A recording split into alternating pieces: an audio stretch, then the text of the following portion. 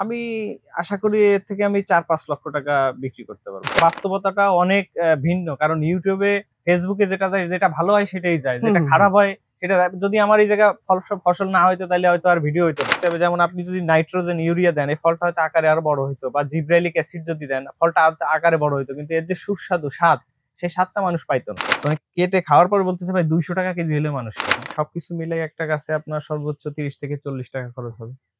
তো সে মিনিমাম একটা গাছ থেকে আপনার ২৫০ থেকে ৩০০ টাকা পাবে।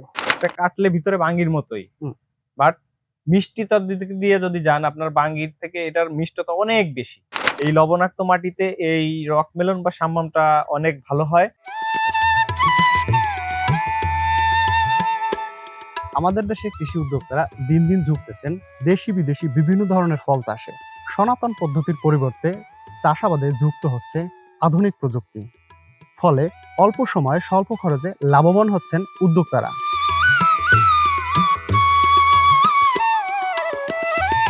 দর্শক কেমন আছেন? আশা করি ভালো আছেন, সুস্থ আছেন। দেশ ও দেশের বাইরে থেকে এই মুহূর্তে যারা কৃষক কৃষিনী চ্যানেলের কৃষি বিষয়ক প্রতিবেদনটি দেখতেছেন, আপনাদের সবাইকে শুভেচ্ছা জানিয়ে শুরু করতেছি আজকের প্রতিবেদন। দর্শক, এই মুহূর্তে আমি আছি বাগেরহাট জেলার কচুয়া উপজেলার মেসার্স সততা এগ্রো ট্রেডার্সে। এখানে পলিনেট হাউসে মালচিং পেপার ব্যবহার করে চাষ করা হয়েছে বিদেশি জাতের ফল হানিডিউ ও রকমেলন। প্রতিটি গাছে ফল রয়েছে প্রচুর পরিমাণে, বিক্রিও শুরু করেছেন তারা। আজকে প্রতিবেদনে জানবো এর চাষ পদ্ধতি সম্পর্কে। চাষে কেমন খরচ হয়, খরচের বিপরীতে কেমন লাভ হয়, এ জাতের ফল চাষে চাষিদের সম্ভাবনা কতটা, এখানে কি জাতের রকমেলন ও হানিডিউ চাষ করেছেন, এক কথায় হানিডিউ এবং রকমেলন চাষ সম্পর্কে সম্পূর্ণ তথ্য। আশা করি পুরো প্রতিবেদন জুড়ে আমাদের সাথেই থাকবেন। তো চলুন শুরু করি আজকের মূল প্রতিবেদন। আসসালামু আলাইকুম। ওয়ালাইকুম আসসালাম। কেমন আছেন? আলহামদুলিল্লাহ। আপনি কেমন আছেন? হ্যাঁ, ভালো আছি। আপনার পরিচয়টা দেন। আমার নাম এহসানুল কবির। আমার ঠিকানা হচ্ছে মঘিয়া, কচুয়া, বাগেরহাট। বাগেরহাটের মধ্যে জি। দেখলাম এই পলিশেডে আপনার মালচিং ব্যবহার করে রকমেলন এবং হানিডিউ চাষ করতেছেন। সেক্ষেত্রে এই চাষের আগে কি পেশার সাথে যুক্ত ছিলেন? আমি এর আগে চাষের সাথেই যুক্ত ছিলাম। মানে পড়াশোনা মেইনটেনেন্স আমি বেশি দূর করিনি, ইন্টার পর্যন্ত করছি। তারপরে কৃষিকাজের সাথেই যুক্ত আসলে। বাপ চাচারা যেহেতু কৃষিকাজের সাথে জড়িত, আর এই বাজারে চাকরির জন্য একটু বেশি প্যারা নিতে হয়, যে কারণে চাকরির দিকে না যাই আমি কৃষিকাজের দিকেই ঝুঁকি। তো আমরা প্রথমত হচ্ছে আধুনিক যে চাষাবাদ আছে সেগুলো নিয়ে আমরা কাজ করি। বাইরের যখন আমরা যেমন অফ সিজন তরমুজ, তারপরে আপনার অফ সিজনে টমেটো, মানে উচ্চ মূল্যের যে ফসলগুলো আছে, অসময়ে বেশি দাম পাওয়া যায়, সেই ধরনের চাষগুলো আমরা করতাম। তো এর মাধ্যমে আবার আপনার কৃষি সম্প্রসারণ অধিদপ্তরের সাথে সম্পর্ক তৈরি হয় এই কৃষিকাজের মাধ্যমে। তখন আমরা বিভিন্নভাবে তাদের সাথে জড়িত হওয়ার কারণে আমাদের একটা প্রকল্প আছে, ক্লাইমেট স্মার্ট প্রকল্প। তাদের অর্থায়নে আমাদের এই পলিনেট হাউস আমাদের এখানে নির্মাণ করে দেয়, এবং এর উদ্দেশ্য হচ্ছে আপনার উচ্চ মূল্যের চারা তৈরি করা, সবজি চারা। তো আমরা যেহেতু নতুন পলিশেডটা করা হয়েছে, তো আমাদের চারার চাহিদাটা বৃষ্টির শুরুতেই চারার চাহিদা বাড়বে, বেশি থাকে, ক্রমান্বয়ে বাড়বে, যে কারণে আমরা এক সাইডে কিছুটা চারা করছি, আর বাকি জায়গাটা ফেলে না রেখে আমরা এই রকমেলন বা সাম্মাম চাষটা করছি। ও আর এটা আমাদের লবণাক্ত, বাগেরহাটের মাটি লবণাক্ত। এই লবণাক্ত মাটিতে এই রকমেলন বা সাম্মামটা অনেক ভালো হয়, মিষ্টি হয় ফলগুলা, আর এটা লবণ সহিষ্ণু, যে কারণে এই জিনিসটা আমরা হচ্ছে যে এখানে লাগানোর সিদ্ধান্ত নেই, এবং আলহামদুলিল্লাহ অনেক ভালো ফল আসছে। আশা করি এর থেকে আমি বেশি লাভবান হব। আর আচ্ছা ভাই, এইখানে কতটুকু জায়গার উপর আপনার এই পলিনেট হাউসটা? আমার এই পলিনেট হাউসটা আপনার 20% জায়গার পরে মানে করা হয়েছে, তৈরি করা 20 হয়েছে। শতক জায়গার উপরে শেডটা। সেক্ষেত্রে আমি যে দেখতেছি যে আপনার সারি সারি করে তার উপরে আপনার মালচিং পেপার ব্যবহার করে তার উপরে রোপণ করা হয়েছে। সেক্ষেত্রে কয়টা সারি আছে এখানে? এখানে আমরা মোটামুটি 15টা সারি আছে। 15টা। চারা আছে কতগুলো? প্রত্যেক সারিতে আপনার 130টা করে গাছ আছে। 130টা। রকমেলন কতগুলো এবং হানিডিউ কতগুলো? আমার রকমেলন আছে 4টা বেডের, হানিডিউ আছে 4টা বেডে, আর বাকিগুলো সব রকমেলন আছে। রকমেলন কোনটাতে কি রকমের ফল দেখতেছেন বা ফলন কি রকমের দেখতেছেন? হ্যাঁ, হানিডিউ তুলনামূলক সাইজে একটু ছোট, আর ফলনের দিক দিয়ে যদি বলি আপনার রকমেলনটা বেশি ভালো হচ্ছে, এবং রকমেলনে আমার মনে হয় বেশি লাভবান। আর আমরা যে জাতগুলো করছি, জাত মনে হচ্ছে যে খুবই ভালো জাত। ওই যে আপনার বীজ পাতা কোম্পানির আপনার 2-3টা ভ্যারাইটি আমরা এখানে করছি। এইটা কি ভ্যারাইটি চাষ করছেন? এটা হচ্ছে বীজ পাতা কোম্পানির আপনার হানি ডিউ হচ্ছে যে বলে, এটারে ওনাদের নাম হচ্ছে যে মাই লাভ। এই ফলটার মানে জাতের নাম ওনারা দিছে মাই লাভ। আচ্ছা। আর কিছু আছে জাম্বো, অ্যাকশন গোল্ড আর মার্লিন, এই 3টা আর একটা 4টা জাতের আর কি আমরা এখানে ভ্যারাইটি লাগাইছি। এখানে 2-1 না 4টা জাতের ভ্যারাইটি একসাথে। জি জি।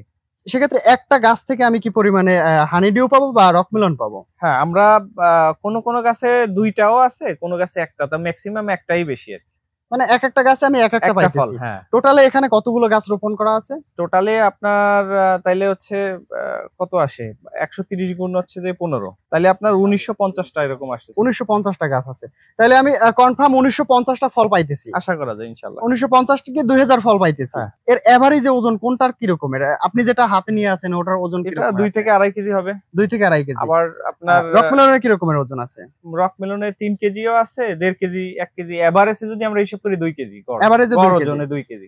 বর্তমানে বাজার মূল্য কি রকমের আছে? বাজার মূল্য আমরা যেটা পাইকারি পাচ্ছি এখন বর্তমানে 100 টাকা করে, ওনারা হচ্ছে 150 টাকা হয়তো খুচরা বিক্রি করতেছে। এ পর্যন্ত কত টাকার বিক্রি করছেন এখানে? আমরা এই স্টার্টিং এ আজকে শুধু তো কিছু কিছু দোকানে দিয়ে আসছি।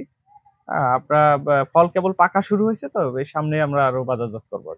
এখানে মোট হানিডিউ এবং রকমিলনে আপনার খরচ গেছে কত টাকা? খরচ যদি বলি আপনার ঘরের হিসাব বাদে, ঘরের হিসাবটা সম্পূর্ণ আলাদা, কারণ এটার হিসাবের সাথে আমাদের মিশবে না। মোটামুটি 20,000 টাকা খরচ হয়েছে। 20,000 টাকা খরচ হয়েছে। যে রকমের ফলন আছে দেখতেছি, প্রচুর ফলন আছে গাছে। হ্যাঁ, অবশ্যই। এবং সাইজও ভালো আছে। সেক্ষেত্রে বাজার দর অনুযায়ী কি রকমের বিক্রি করতে পারবেন, বাইরে থেকে লাভ করতে পারবেন কতটা? আমি আশা করি এর থেকে আমি 4-5 লক্ষ টাকা বিক্রি করতে পারবো। 4 থেকে 5 লক্ষ টাকা আসবে ইনশাআল্লাহ। আপনার কাছে জানতে চাচ্ছি যে সবাই তো আসলে নতুন যে প্রযুক্তি দেখা গেছে পলিনেট হাউস, মালচিং পেপার, এইটা সবাই আসলে জানে না। সেক্ষেত্রে এই পলিনেট হাউস এবং সনাতন পদ্ধতি এর পার্থক্যটা আসলে কি চাষাবাদের মধ্যে? যেহেতু আপনি খোলা জায়গায় আপনার তরমুজ চাষ করছেন, বাঙ্গি চাষ করছেন, সেক্ষেত্রে এর তারতম্য কি? খরচ এবং ফলনের দিক থেকে তারতম্যটা আসলে কতটা? এটা আসলে মানে আমরাও প্রথম যখন করছি তখন আমরাও এর সম্পর্কে জানতাম না। আমরা বিভিন্ন কৃষি সম্প্রসারণ অধিদপ্তরের মাধ্যমে কিছু জানতে পারছি। নিজেদের বাস্তব ফিল্ডে যে আপনার যে এরিয়া এটা চাষ হয়, যশোর, চুয়াডাঙ্গা, মেহেরপুর, বগুড়া, এইসব এরিয়ায় প্রথমে এই মালচিং দিয়ে চাষাবাদ শুরু হয়। আমরা সেখানে গেছি, দেখছি, প্রযুক্তি সম্পর্কে ধারণা নিছি, তারপরে এসে আমরা করছি। আলহামদুলিল্লাহ সফল হয়েছি। প্রথম লস হয়েছে। তো আমাদের জন্য, নতুন চাষীদের জন্য পরামর্শ থাকবে, আর শুধু আমি না, এই ধরনের যারা আধুনিক চাষী আছে বা প্রত্যেক এরিয়ায় 2-4 জন করে ইনশাল্লাহ হয়ে গেছে, এখন আছে। কারণ মানুষ এখন আধুনিক চাষিতে কৃষিকাজে আসতেছে। তো সেক্ষেত্রে তাদের সাথে পরামর্শ করে তাদের থেকে সোর্স নিয়ে কোথায় পাওয়া যায়, কোন পণ্যটা ভালো হবে। যেমন এই মালচিংটা প্রথমে যখন আমরা নিছি একটা নর্মাল কোম্পানির, আপনার যখন মাটিতে দিছি 2 মাসের ভিতর ফেটে গেছে। আমার মনে করেন যে লেবারের টাকাও লস, পরে হচ্ছে যে মাটি থেকে খুঁটে উঠাইতেও এক্সট্রা লেবার লাগছে। আর পরবর্তীতে আমরা ইন্ডিয়ান নেহা ব্র্যান্ডের যোগাযোগ করি। ইন্ডিয়ান নেহা আছে, আইরিশ আছে, এইসব মালচিং গুলো খুবই ভালো, আমাদের এরিয়ায় আছে, আমরা বিক্রিও করি। তো মনে করেন এই মালচিং গুলো আমরা অ্যারেঞ্জ করি 1 বছরেও নষ্ট হয়। তা প্রথম দিক দিয়ে যেহেতু আমরা বুঝতে পারিনি, বিধায় লস খাইছি, এখন বুঝতে পারছি লস খাইছি। এই জন্য নতুন চাষি যারা এই কাজে আসবে তাদের উচিত হবে, যারা আছে আমাদের মতো, তাদের সাথে পরামর্শ করে, যারা আপনাদের মতো যারা অভিজ্ঞ চাষী আছে, চাষ পদ্ধতি জানেন, বোঝেন, এদের সাথে পরামর্শ করে। আসলে অনেকে আছে যে ইউটিউবের ভিডিও দেখে বা ফেসবুকের ভিডিও দেখে চাষাবাদ শুরু করে দেয়। বাস্তবতাটা অনেক ভিন্ন। কারণ ইউটিউবে, ফেসবুকে যেটা যায়, যেটা ভালো হয় সেটাই যায়, যেটা খারাপ হয় সেটা, যদি আমার এই জায়গায় ফসল না হইতো তাহলে হয়তো আর ভিডিও হইতো না, যেটা তো মানুষের অজানা থেকে যাইতো। এই জন্য যেই করবে উচিত হচ্ছে কৃষি অফিসারদের সাথে যোগাযোগ করা, তাদের জ্ঞান নেওয়া, পাশাপাশি যারা একেবারে মাঠ পর্যায়ে আপনার প্র্যাকটিক্যাল যারা চাষী আছে তাদের থেকে ধারণা নিয়ে কাজটা শুরু করা। হঠাৎ করে নিয়ে ইউটিউব দেখলাম আর আমি শুরু করলাম, এটা উচিত হবে না। বাস্তব জ্ঞানটা আর ওইখানে জ্ঞানটা সম্পূর্ণ আলাদা। দেখা গেছে ওখানে চাষে উদ্বুদ্ধকরণ ব্যাপারটা হতে পারে, কিন্তু প্র্যাকটিক্যালে যে আমি আসলে এই চাষটা কিভাবে করবো, এই চারাটা কিভাবে রোপণ করবো, বা এই চারাটা রোপণ করলে ভালো ফলন কিভাবে পাবো, আমার মাটিতে কোন ফসলটা ভালো হবে, এইটা আসলে প্র্যাকটিক্যালে গিয়ে চাষী বা উদ্যোক্তাদের শেখা উচিত বা জানা উচিত, তারপরে যে কোনো প্রজেক্ট শুরু করা উচিত। জি, সর্বপ্রথম আপনার যেমন একটা মাটি, আপনি যখন চাষ করবেন, মাটিটা দেখে আপনার বুঝতে হবে আমার যেটা মন চাবে ওইটা এমনি করা যাবে না। এই মাটিতে কোন ফসলটা ভালো হবে সেটা আমার নির্ধারণ করতে হবে। দেন গাছের পাতা কেন লাল হয়ে যাচ্ছে, কি নিউট্রিশনের অভাব, আমরাও এত ধারণা করতে পারিনি, তা মোটামুটি আজ করতে পারছি যে এটা সমস্যা। তারপরে ফলটাকে কেমনে মিষ্টি করা যায়, পটাশ সারের ব্যবহারটা বাড়াইতে হবে। অনেকে বলে যে পটাশ সার দিলে গাছ দাঁড়ায় যাবে, পটাশ দেওয়া যাবে না। পটাশের আমরা কুইক পটাশ স্প্রে দিছি গাছে, প্রতি সপ্তাহে আমরা কুইক পটাশ দিচ্ছি, কারণ ফলের মিষ্টতা বাড়ানোর জন্য। যখন একটা মানুষ খাবে একটা ফল, এটা দাম আসবে আপনার 300 টাকার মতো দাম আসবে, তখন যদি নেওয়ার পরে যদি খাওয়ার মতো না লাগে, তখন তো ওনার টাকাটাও নষ্ট হবে, আর মনে মনে উনি আমাকে একটা ইয়া করবে। ঠিক আছে, তো সেক্ষেত্রে ফলের গুণগত মান যাতে ঠিক থাকে এটা চেষ্টা করতে হবে। নাইট্রোজেনের ব্যবহার এটাতে বিরত রাখতে হবে। যেমন আপনি যদি নাইট্রোজেন, ইউরিয়া দেন, এই ফলটা হয়তো আকারে আরো বড় হইতো, বা জিব্রাইলিক অ্যাসিড যদি দেন, ফলটা আকারে বড় হইতো, কিন্তু এর যে সুস্বাদু স্বাদ, সেই স্বাদটা মানুষ পাইতো না। তাইলে কি হতো, এই ফলের বদনাম হইতো, চাষে অনাগ্রহ হইতো, যদি অনাগ্রহ বাজারে হতো। জি চাহিদা না থাকতো জি, তাহলে চাষে এটা আমাদের অনাগ্রহ যারা হইতো। চাষি ভাই আছে তাদের উচিত শুধু লাভের দিকে না তাকাইয়া যে ভবিষ্যৎ কৃষিটাকে আরো যাতে মানুষের কাছে জনপ্রিয়তা পায়। আর আমাদের যারা আধুনিক শিক্ষিত ভাইরা আছে, অনেকেই কৃষিকাজে আসতেছে আমার এরিয়ারই আশেপাশে, অনেকে আমার এটা দেখে হোক বা যেভাবে হোক তারা উদ্বুদ্ধ হয়েছে, তাদের ফিল্ড আমি ভিজিট করছি, তারা মালচিং দিয়ে চাষ শুরু করছে। তো আশা করি আগামী 2-4 বছরের ভিতরে ইনশাল্লাহ সব জায়গায় কৃষিতে আধুনিকতার আধুনিকতার ছোঁয়া সব জায়গায় সব ছড়াই জায়গায় যাবে যাবে। ইনশাল্লাহ। দেখা গেছে এখন যতটা মানুষ আস্তে আস্তে সনাতন পদ্ধতি বাড়ছে। আগে আমরা লাঙ্গল দিয়ে চাষ করতাম, হ্যাঁ, এখন লাঙ্গল দিয়ে চাষাবাদটা হয় না, হয় না। কারণ অধিক সময়, তারপর হচ্ছে ওই চাষাবাদ পদ্ধতি, সবকিছু মিলেই এখন সব চাষাবাদেই আধুনিক পদ্ধতি যাইতেছে। দেখতে অনেকটা বাঙ্গির মতো, আসলে স্বাদটা কেমন, বাঙ্গির মতো নাকি অন্য? এটা এটা আসলে আমরা প্রথমে নিজেরা কেটে খেয়ে দেখছি যে কেমন অবস্থা, কারণ মানুষকে তো বলা যাবে না না খাইয়া। তো আমরা কাটছি, এটা কাটলে ভিতরে বাঙ্গির মতোই, বাট মিষ্টিতার দিক দিয়ে যদি যান, আপনার বাঙ্গির থেকে এটার মিষ্টতা অনেক বেশি। যে কেউ মানে আজকে বাজারে নেওয়ার পরে, নতুন ফল তো আমাদের এরিয়ায় চেনেন, আমাদের নিজে চিন্তা করছি নিজেদের থানা জেলায় মানুষের ফলের সাথে পরিচিত করাই, তাইলে আমার এলাকার মানুষজন একটু নিরাপদ ফসল খাক, যেহেতু এই জায়গায় কীটনাশক স্প্রে করা হচ্ছে না। তো আমার দোকানদাররা বলতেছে যে ভাই এটা কি, এ তো মানে খায় কিভাবে, কি করে না করে। আমি বললাম কাটেন একটা। কাটার পরে উনি বলতেছে যে 100 টাকায়, মানে কাটার আগেই বলতেছে 100 টাকা আমি দিলে আমি বেচবো কত? আমি বলছি আপনি 150 টাকা বেচবেন, আপনার যদি লস হয় তখন আমি দেখবো, কারণ এর উৎপাদন খরচ অনেক বেশি, যে কারণে 100 টাকার কমে বিক্রি করলে লাভবান হওয়া কষ্টকর, আমার যে লাভের টার্গেট আছে সেটা হবে না। তো উনি কেটে খাওয়ার পরে বলতেছে ভাই 200 টাকা কেজি হলে মানুষ নেবে, মানে এত স্বাদ, মানে এটার ভিতর মিষ্টি বেশি আছে, কিন্তু তার ভিতরে একটা অন্যরকম স্বাদ আছে, যে স্বাদটা আসলে বাঙ্গি বা তরমুজেও নাই। শুধুমাত্র এই পলিনেট হাউসে এটা চাষের জন্য ভালো, নাকি এর বাইরে না, পলিনেট বাইরে হাউসের বাইরেও চাষাবাদের জন্য বাহিরেও ভালো? করতে পারবেন আপনি। সেক্ষেত্রে আপনার এক্সট্রা কিছু মেইনটেনেন্স করতে হবে। যেমন আপনার এই গাছগুলাই হচ্ছে যে আপনার অতিরিক্ত মাকড়ের আক্রমণ হয়। মাকড়, থ্রিপস এর প্রকার। যেহেতু ঘরের ভিতরে এই জায়গায় কীটনাশক মানে পোকা ঢুকতে পারে না, যে কারণে এই আক্রমণটা হয় না। বাহিরে এগুলা হয়। আর হচ্ছে মাছি পোকায় সবথেকে বেশি ক্ষতি করে। মাছি পোকায় ফলটা আলাই দেয়। তখন আপনার ওই যে শপিং ব্যাগ আছে বা হচ্ছে যে ব্যাগ পাওয়া যায়, ওই ব্যাগ দিয়ে ফলগুলো আটকায় দিতে হয়। নাইলে পরে আপনার ওই মাছি পোকা আলাই দেয়, ফলটা নষ্ট হয়ে যায়। গুণগত মান থাকে না এবং ফল লাস্ট ফিনিশিং পর্যন্ত বাজারে নেওয়া যায় না। ভিতর থেকেই নষ্ট হয়ে যায়। এই বাহিরের ওয়েদারে কিছু এক্সট্রা মেইনটেন্যান্স আছে। আর ভিতরের ওয়েদারে আপনার একটু কম আছে। পোকামাকড়, রোগ পোকামাকড় একটু পোকামাকড়ের কম কোনো হয়। টেনশনই নেই আপনার। শুধু ছত্রাকনাশক দিলেই হচ্ছে। আর গাছটা আপনার, আর এর ভিতরে চাষ পদ্ধতি ভিন্ন আছে। আমরা যেটা করছি এটাও মানে এক ধরনের পলিনেট হাউসের অপমান। মানে পলিনেট হাউসে চাষ করার যে নিয়মটা, সেটা হচ্ছে আপনার একটা করে গাছ থাকবে, একটা শাখায় একটা ফল থাকবে, বাড়তি কোনো পাতা থাকবে না, বাড়তি কোনো শাখা প্রশাখা থাকবে না। একটা করে ফল ঝুলবে, হাঁটলেই আপনার অন্যরকম একটা বিষয় মনে হবে।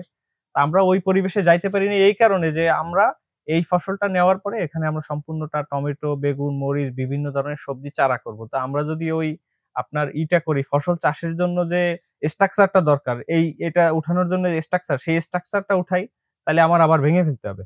তা আমি একটা সিজনের জন্য আমি ওই স্ট্রাকচারটা করতে যাইনি, যে কারণে মাটিতে ফলনও তো দেখলাম যে মাটিতে আসলে ফলনও বেশ ভালো ফলন আছে। এর থেকে আরো বেশি ভালো হবে। পলিনেট হাউস মানে হচ্ছে ইউভি আল্ট্রাভায়োলেট পলি আছে, শেড নেট আছে। আপনার মানে নিয়ন্ত্রিত পরিবেশে ফসল চাষ যেটারে বলে, এটা হচ্ছে পলিনেট হাউস। আপনার যখন ঘর বেশি হিট হয়ে যাচ্ছে, আপনি ঠান্ডা করে নিতে পারতেছেন। বৃষ্টির দরকার হলে বৃষ্টি দিতে, মানে আপনার হাতেই অনেকটা নিয়ন্ত্রণ। সেই ক্ষেত্রে এটা চাষাবাদ, পরিষ্কার পরিচ্ছন্ন চাষাবাদ এবং হচ্ছে পদ্ধতিটাও অন্যরকম। তা আমরা যেহেতু চারা করবো, যে কারণে আমরা বেশি পরিচর্যা আর বেশি করিনি। তারপরে আলহামদুলিল্লাহ মাটিতে যা হইছে অনেক ভালো হইছে। আরকি আপনার এর থেকে আরো বেশি ভালো করা সম্ভব পলি হাউসে। আমরা তো হিসেব করলাম আপনার টোটালে 20,000 টাকা। সেক্ষেত্রে সবাই তো আর সমান জায়গায় চাষ করবেন বা সমান পরিমাণে চাষ করবে না। আমরা যদি আলাদাভাবে একটা গাছের হিসেবটা আমরা হিসেব করি যে আমাদের একটা গাছে কত টাকা খরচ হইলো এবং একটা গাছ থেকে আমি কত টাকা রিটার্ন পাচ্ছি এবং কতদিনের মধ্যে রিটার্ন পাচ্ছি। আপনার একটা গাছে সর্বমোট দেখা যায় বীজ থেকে শুরু করে আপনার কীটনাশক, তারপরে আপনার যে ব্যাগিং খরচ, সবকিছু মিলাই একটা গাছে আপনার সর্বোচ্চ 30 থেকে 40 টাকা খরচ হবে। তো সে মিনিমাম একটা গাছ থেকে আপনার 250 থেকে 300 টাকা পাবে। 30 থেকে 40 টাকা খরচের বিপরীতে 250 থেকে 300 টাকা হ্যাঁ, রিটার্ন পাবে। হ্যাঁ। এইটা চাষের আসলে কি অনেকগুলো জাত আছে। আমি যতটুকু জানলাম যে রকমেলন হানিডিউ অনেকগুলো জাত আছে এবং চাষের সময়কালটাও আসলে আলাদা আলাদা। হ্যাঁ। এই ব্যাপারটা যদি আমাদের একটু বলতেন যে এই কোন সময়টা কখন কখন চাষ করা যায় এবং কখন কখন চাষ করলে চাষি বা উদ্যোক্তা লাভবান হবে? জি, আমার জানা মতে মানে আমি সবই জানি এমন তো না। যতটুকু আমি জানি সেই অনুযায়ী যা দেখছি এই পর্যন্ত করার ফলে আপনার আমরা যে জাতটা করছি, যে কয়েকটা জাত করছি এর ভিতরে যে বীজপাতা কোম্পানির যে জাম্বো যে জাতটা আছে এই জাতের আপনার ফলনটা অনেক বেশি আরকি। ৪ কেজি ৫ কেজি আরো বড়ও হয়। সেক্ষেত্রে আমার মতে কেউ যদি করে জাম্বোটা করলে বেশি লাভবান হয়। চাষের সময়টা আসলে কখন এটা চাষ করা যায়? সময়টা আসলে আমি গত বছর আপনার বর্ষার সিজনে করছি। সে সময়ে হইছে। আবার এখন এই যে শুকনা সিজনে করলাম তাও হইছে। মোটামুটি সারা বছরই চাষ ১২ করা মাসে এটা চাষ করা যায়। সেক্ষেত্রে মিষ্টতা এবং ১২ মাসই একই রকমের থাকে। আর এই মিষ্টতা কি আসলে নির্ভর করে মাটি এবং ইয়ার উপরে নাকি পরিচর্যা এবং সার কীটনাশকের উপরে? মাট মাটির পরেও আপনার নির্ভর করে আর পরিচর্যার ক্ষেত্রেও কিছু আছে। যেমন আপনার বর্ষার সিজনে আসলে বৃষ্টির পানিতে যেকোনো ফল একটু মিষ্টি বেশি হয়। তার পাশাপাশি আপনার কিছু মানে সারের ব্যবহার যেমন আপনার পটাশ সারের ব্যবহার করা যায়। কুইক পটাশ স্প্রে করা যায়। ফলের মিষ্টতা বৃদ্ধি করে।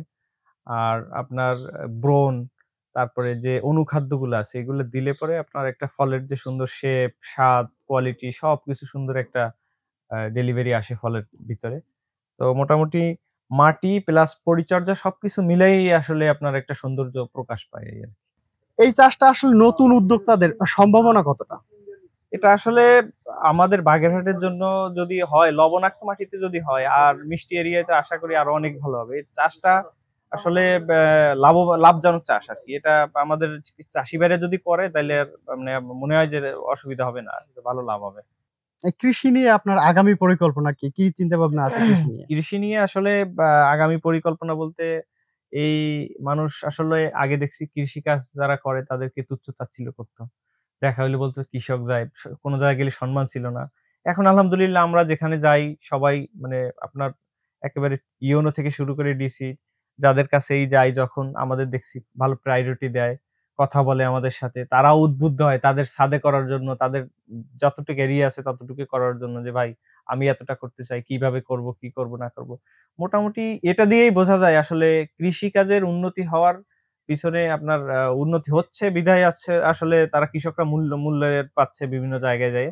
আর আমার ইচ্ছা যে শুধু আমি না, আমার মতো যারা কৃষক ভাই আছে বা আমার থেকে উপরে যারা আছে সবাই আমরা কৃষি কাজটারে একেবারে মানে মহৎ একটা কৃষি অবশ্যই একটা মহৎ পেশা। এটারে আসলে আপনার আ ইন্ডাস্ট্রি মানে আপনার যে বলা যায় যে ফ্যাক্টরি যে টাইপের এই টাইপের একটা ক্ষেত্রে পরিণত করা। যেমন আমার এই জায়গা ২০% জায়গা।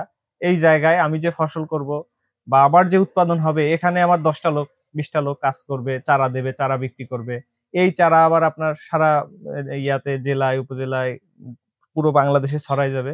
মানুষের কাছে আধুনিকতার ছোঁয়া, কৃষিকাজের বিভিন্ন সুযোগ সুবিধা মানুষের হাতে পৌঁছে যাবে। মানুষ কৃষিকাজ করে লাভবান হবে এবং কৃষির প্রতি উদ্বুদ্ধ হবে। মানে আগামী মানে মেইন আধুনিক কৃষিতে আধুনিক কৃষিতে আগামী দিনগুলো আমি চাই যে আগামী দিনগুলো আপনার আধুনিক কৃষির ভিতরে আরকি ঢুকে যাক।